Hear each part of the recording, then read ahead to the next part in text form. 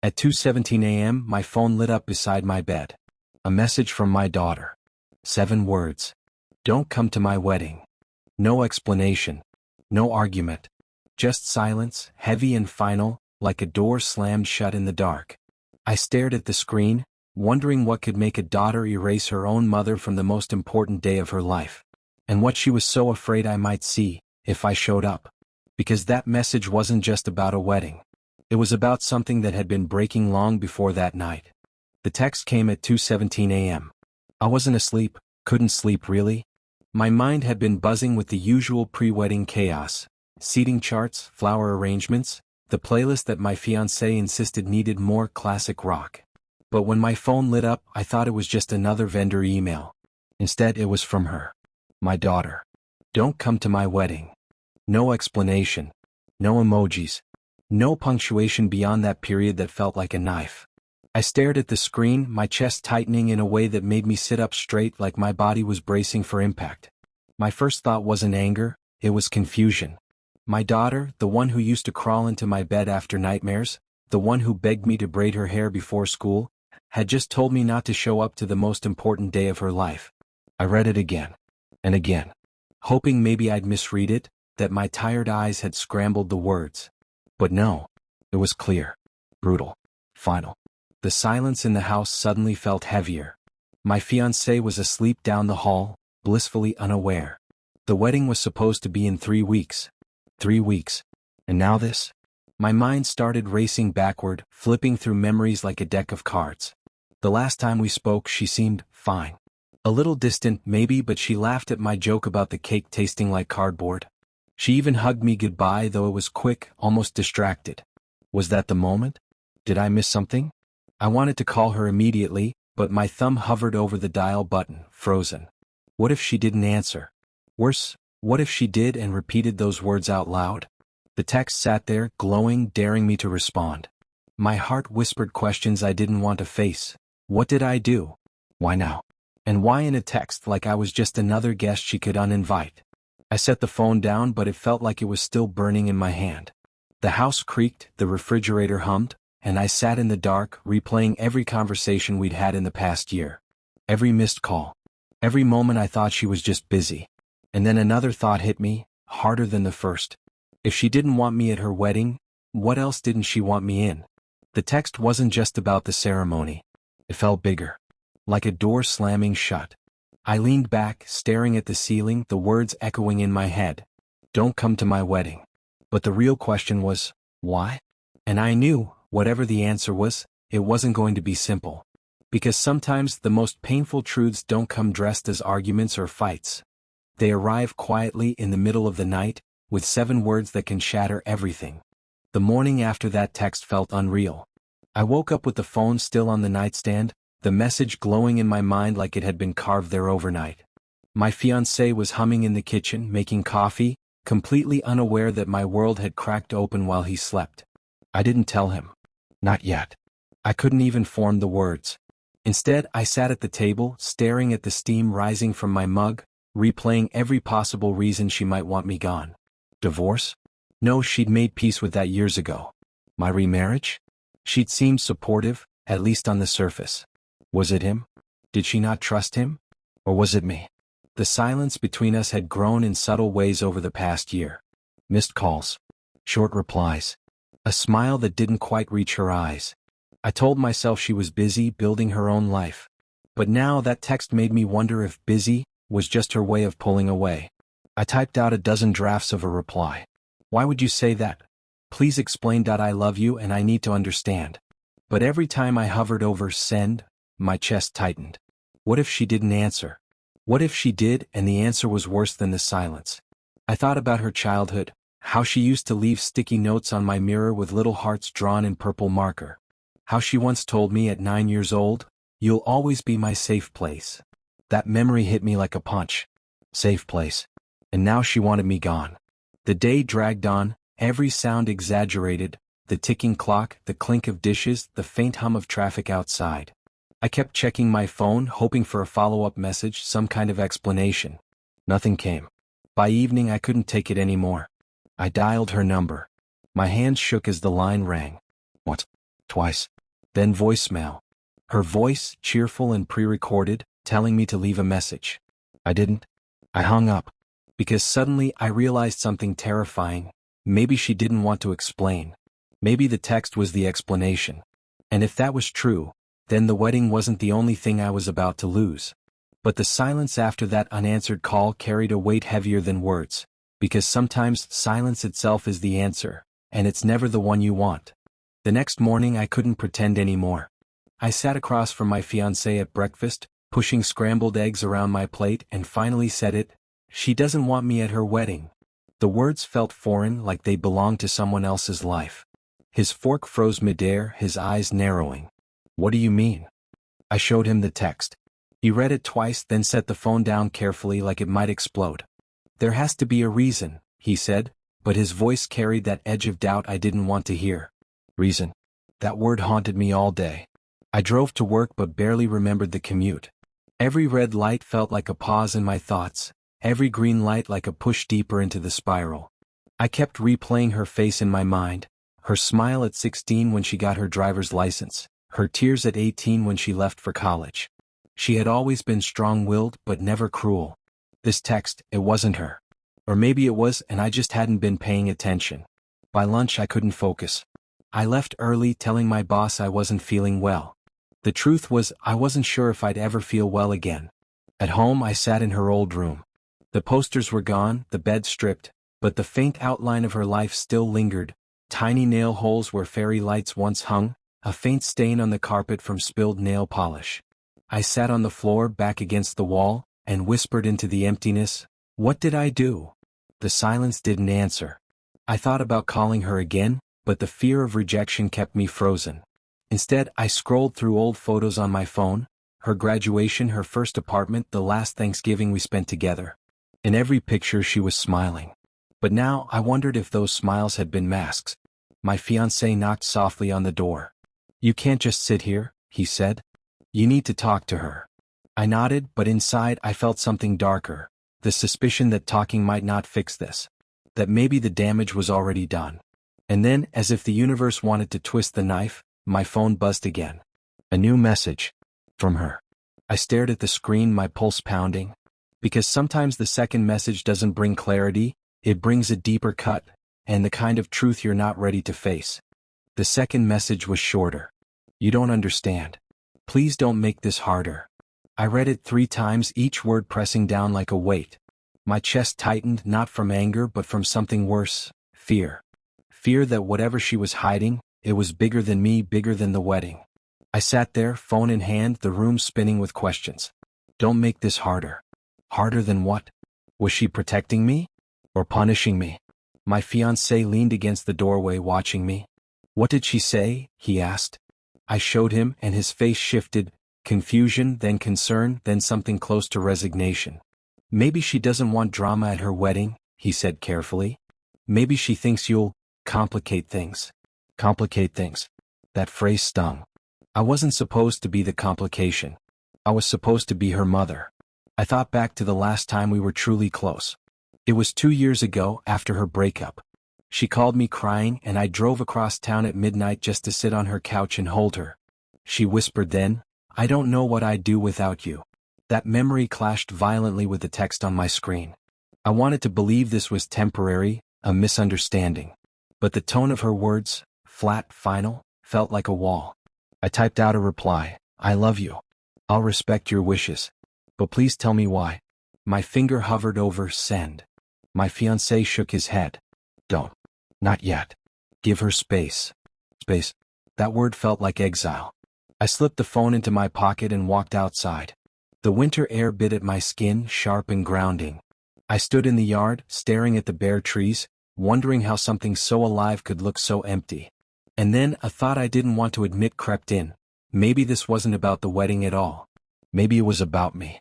About something I'd done, or failed to do, that she could no longer forgive. The text wasn't just a rejection of the event. It was a rejection of me. And if that was true, then the wedding was only the beginning of what I was about to lose. Because when someone you love pushes you away, the question isn't just why, it's how far they'll go. The new message sat on my phone like a stone I couldn't move. You don't understand. Please don't make this harder. I carried those words with me all day, like a secret bruise no one could see. At work, I smiled through meetings, nodded at conversations, but inside, I was unraveling. Every time I glanced at my phone, I half expected another message, something that would explain, soften, undo. But nothing came. By evening, I couldn't hold it in anymore. I told my fiancé everything, the first text, the second, the silence in between. He listened, his jaw tight, his eyes searching mine for answers I didn't have. You need to prepare yourself, he said quietly. She might not want you there. At all. The words hit harder than the text itself. Not want me there. Not at her wedding. Not in her life. I walked outside, the cold air biting at my skin, and tried to breathe. My mind kept circling back to the phrase, "Don't make this harder." Harder than what? Was she protecting herself? Protecting me? Or was she cutting me out because she believed it was easier? I thought about the years I raised her alone. The nights I worked double shifts just to keep the lights on. The mornings I packed her lunch with little notes tucked inside. Did those sacrifices mean nothing now? Or did they mean everything, and that was the problem? I sat on the porch, staring at the streetlights flickering on, and felt the weight of something I hadn't admitted yet. Maybe she wasn't just uninviting me from her wedding. Maybe she was uninviting me from her future. The thought made my chest ache. I wanted to scream, to demand answers, but all I could do was sit in the quiet, replaying her words. And then, as if the silence wasn't cruel enough, my phone buzzed again. Another message. This time it wasn't just a sentence. It was longer. And I knew whatever it said would change everything. Because sometimes the message you've been dreading doesn't just close a door, it locks it. The longer message felt like a confession wrapped in barbed wire. Mom, I need you to hear me. This isn't about love. I'll always love you. But if you come, it will tear everything apart. Please, don't. I sat frozen, the words blurring as tears welled up. Not about love. That line cut deeper than anything else. Because if it wasn't about love, then what was it about? Shame? Anger? Secrets? My fiancé reached for the phone, reading silently. His brow furrowed, his lips pressed tight. She's protecting something, he said finally. Or someone. Protecting. The word echoed in my mind. Who was she protecting from me? I thought back to the last dinner we had together. She introduced me to her fiancé, polite, charming, but guarded.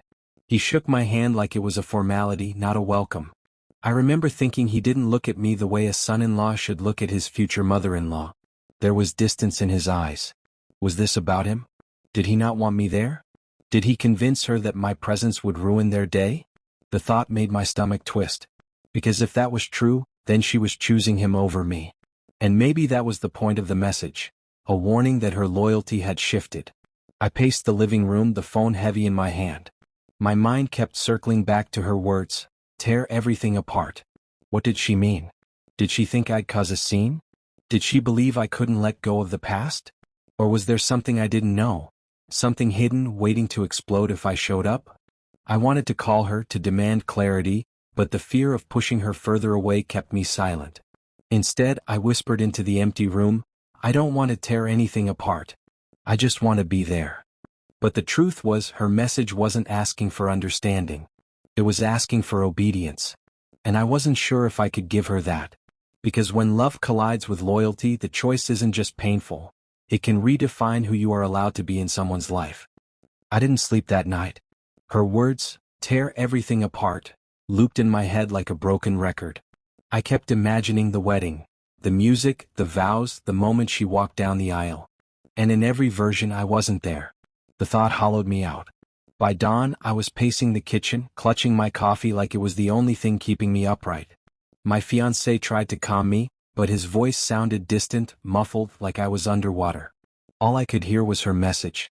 I opened my phone again, scrolling back through our old texts. Birthday wishes. Random memes. Quick love you notes. They felt like artifacts from another life. A life where I was still welcome. And then I saw it, the last photo she sent me. A selfie of her and her fiancé, smiling, arms wrapped around each other. I zoomed in, studying his face. There was something in his eyes I hadn't noticed before. Not joy. Not warmth. Something harder. Something that made me wonder if he was the reason behind her words. Was he the one who believed I'd tear everything apart? Did he see me as a threat? The thought made my stomach twist. Because if he had convinced her to push me away, then she wasn't just choosing him, she was erasing me. I sat down, my hands trembling, and whispered to myself, she's not the same girl anymore. But then another voice inside me pushed back. Or maybe she is, and you just never saw this side of her. The truth was, I didn't know which was worse. I typed out a message, my fingers shaking. I don't want to hurt you. I just want to understand. I stared at it, hovering over send. But before I could decide, my phone buzzed again. Another message. This time it wasn't just about me. Because when the truth finally starts to surface, it doesn't just wound, it threatens to rewrite everything you thought you knew. The message was longer, but it wasn't the explanation I'd been hoping for. Mom, this isn't about you being a bad mother. It's about me needing peace. If you come, there will be tension. People will ask questions. I can't handle that on my wedding day. Please respect this. I read it slowly, each sentence like a blade wrapped in velvet. She wasn't accusing me. She wasn't angry. But she was shutting me out. And the worst part? She believed my presence would bring chaos. I sat there, staring at the words, my throat tight. Tension. Questions. What questions? Who would be asking them? Family? Friends? Her fiancé's side? My mind raced back to the last family gathering. Her aunt had whispered about my divorce, about how messy it had been. Her cousin had asked if I was really okay with remarrying so quickly. I brushed it off then, but maybe those whispers had reached her. Maybe she thought my past would overshadow her future. The thought made me ache. Because I wasn't just being uninvited from her wedding, I was being labeled as the disruption. The storm she couldn't risk. My fiancé tried to comfort me. She's scared, he said softly. She thinks she's protecting herself. But I couldn't shake the feeling that she was protecting him. Her fiancé. That maybe he didn't want me there. That maybe he saw me as a reminder of everything she was trying to leave behind. I wanted to scream, to call her and demand clarity. But instead I sat in silence, replaying her words. Tension. Questions. And then another thought crept in, darker than the rest. Maybe she wasn't just afraid of what others would say. Maybe she was afraid of what I might say. Because sometimes the truth isn't about what you've done, it's about what you know. And if she was keeping me away to hide something, then the real question wasn't whether I'd go to the wedding, it was what secret she was trying to bury. Her next message was the one that cracked me open. If you come, people will ask about Dad. They'll ask about the past. I can't have that on my wedding day. I need peace, Mom. Please understand. I sat there, staring at the words, my pulse pounding in my ears. That was the shadow I hadn't wanted to name. My ex-husband. Her father. The man whose absence had shaped every corner of our lives. I felt the air leave my lungs. She wasn't afraid of me, she was afraid of what my presence would remind everyone of. The divorce. The fights. The years of silence. The scars we never spoke about. I whispered into the empty room, she thinks I'm the reminder. Memories surged, her as a little girl hiding under the covers when the shouting got too loud. Her teenage years when she stopped asking questions about him. The way she looked at me sometimes, like I carried a story she didn't want to hear. And now on her wedding day she wanted none of it. None of me. None of the past. My fiancé tried to steady me. She's not rejecting you. She's rejecting the history. She wants a clean slate. But it didn't feel that way. It felt personal. Because I wasn't just part of the history, I was the history. And if she erased me from the wedding, wasn't she erasing me from her life too? I sat in her old room again, staring at the faint outlines of her childhood. The nail holes, the carpet stain, the ghosts of laughter. And I realized something I hadn't admitted before. Maybe she wasn't wrong. Maybe my presence would bring questions. Maybe people would whisper. Maybe I couldn't walk into that room without carrying the weight of everything we'd survived.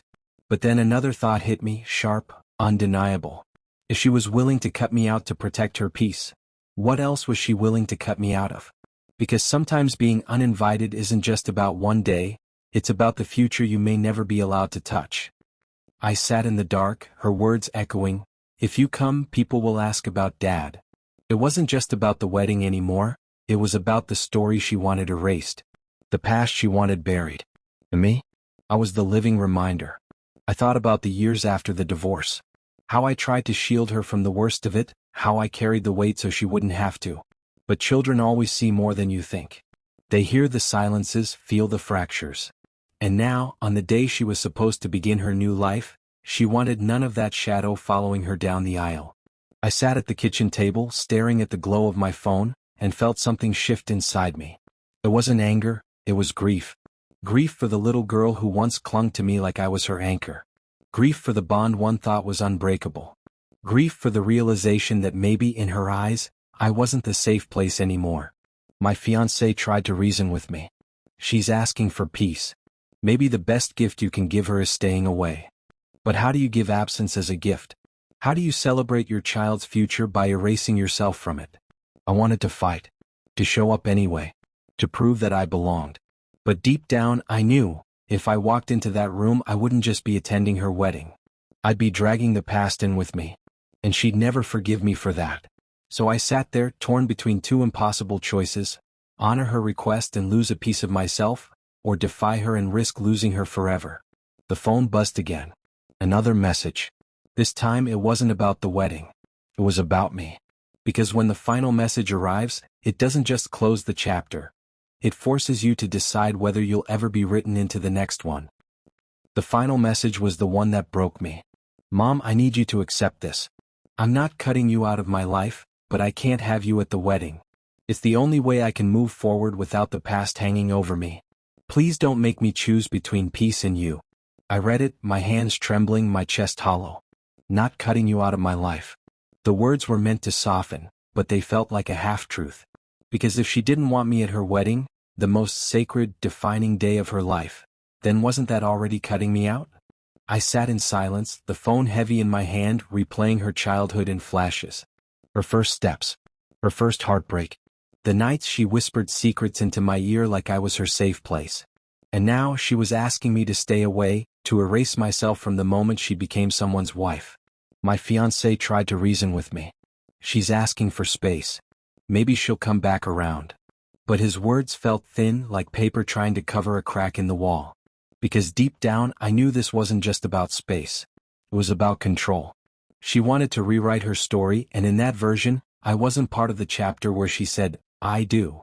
I walked outside, the night air sharp against my skin, and stared at the stars. They looked distant, untouchable, just like her. I whispered into the dark, I don't know how to let go. And then another thought hit me, heavier than all the rest. Maybe this wasn't about letting go. Maybe it was about learning to live with the silence. But silence has a way of echoing. And I knew no matter what I decided, those 7 words, don't come to my wedding, would haunt me forever. Because sometimes the hardest choice isn't whether to fight or surrender, it's whether you can survive being erased from the story you helped create. Her last words lingered on the screen like a verdict. Please don't make me choose between peace and you. I sat there, staring at the glow of my phone, realizing that the choice had already been made. She had chosen peace. And in her definition of peace, I wasn't included. The silence in the house felt unbearable. My fiancé tried to comfort me, but his voice was just background noise. My mind was somewhere else, back in the years when she was small, when I was the center of her world. I remembered her tiny hand gripping mine, her laughter echoing in the park, her whispered promise that I'd always be her safe place. Now she was building a new safe place. One that didn't have room for me. I walked into her old room one last time, running my fingers along the wall where her posters used to hang. It felt like touching a ghost. The memories were alive, but the future was locked away. I sat on the floor, tears slipping down my face, and whispered into the emptiness, I'll stay away. Saying it out loud felt like surrender, but also like love. The kind of love that sacrifices presence for her happiness. Because maybe that was the only way to prove I still loved her. By not showing up. By letting her rewrite her story without me in the frame. But deep down, I knew the truth. Weddings end in a single day, but the absence lasts forever. And when the photos are taken, the vows spoken, the memories sealed, I won't be there. Not in the pictures. Not in the story. Not in the moment she begins her new life. And that absence will echo louder than any words ever could. Because sometimes the hardest part of love isn't holding on, it's learning how to disappear gracefully even when it breaks you.